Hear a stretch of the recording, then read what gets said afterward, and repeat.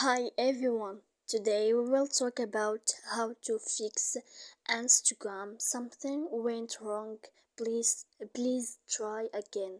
To know how to fix Instagram, something went wrong. Please try again. You should just go here to settings as you see and you will click.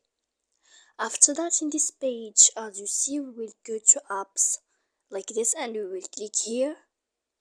After that, in this list we will go down to Instagram as you see Instagram here, and then in this page we will go to this place here for stop and we will click here.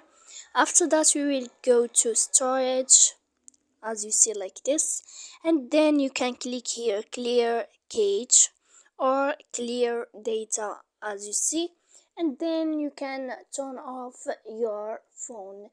So please don't forget to support us by like and subscribe. See you next time.